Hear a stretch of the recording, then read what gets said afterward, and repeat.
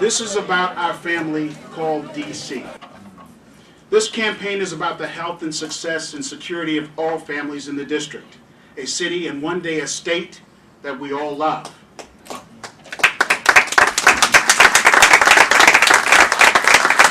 As I traveled across the district for the past 6 months, listening to the concerns of the people, they had one common thread. And it didn't matter if it was at an ANC meeting or a PSA meeting, a public service area meeting, for those of you who don't know what that means, anywhere in the district. That thread was the concern over the quality of lives and the future of this great city. Exactly 1 year from today, we will be going to the polls to decide who best can lead us to reach our limitless potential here in the nation's capital.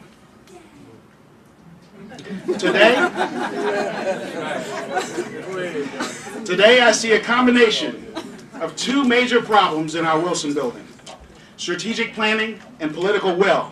It's one thing to say you plan to fix the public education, the schools in DC, but if your plan is plagiarized from North Carolina and it's just to cripple the teachers union and sell off our public property, how does that benefit our children? If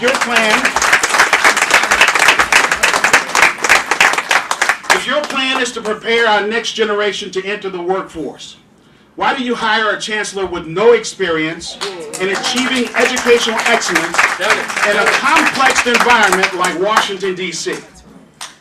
If your plan is to bring transparency to district government, then why do you allow members of your administration and close personal friends to hide behind lawyers and not answer questions about a humanitarian gift of a fire truck and ambulance to a small city in the Dominican Republic?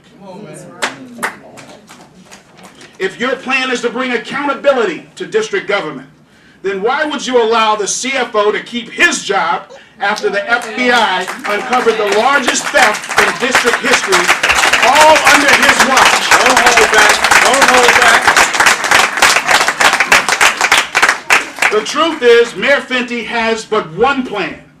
It's the Fenty plan. That plan works to protect the interest of the developers.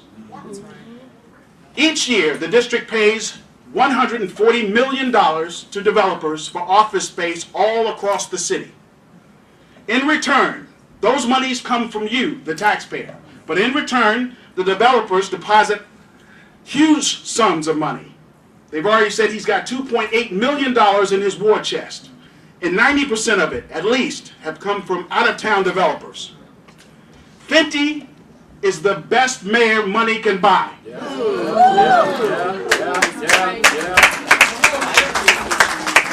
It's past time that we level the playing field and increase competition among developers, which is why I will require partnerships between major developers and DC-based minority construction firms.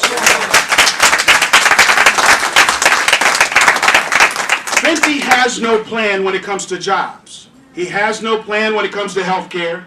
And he has no plan for educating our children to compete in a global economy.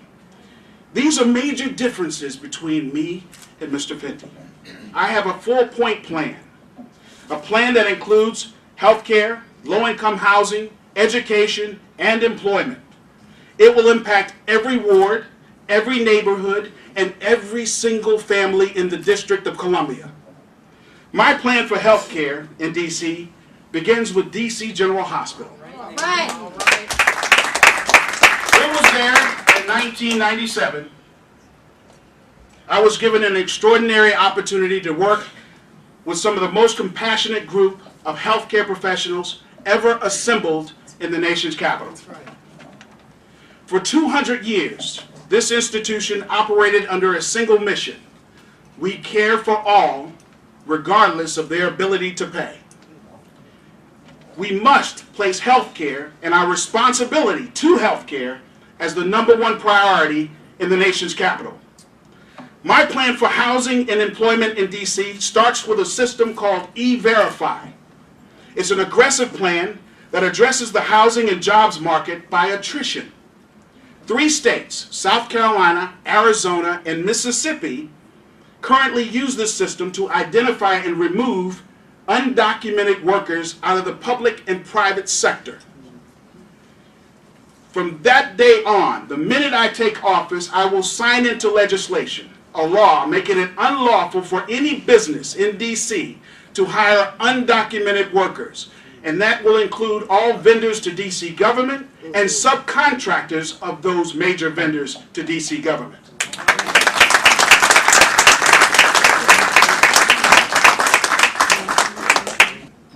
My plan for D.C. public schools starts with new leadership.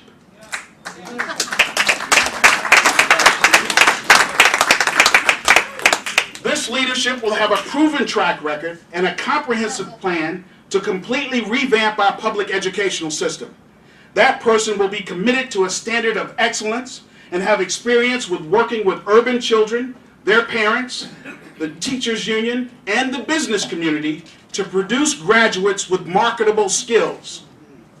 Recognizing the importance of good parenting is the key to a child's success in and out of the classroom, we will incorporate a new program called Family Needs Assessment Program to identify the parents who have special needs like literacy, job training, alcohol and drug mental health counseling, job placement assistance.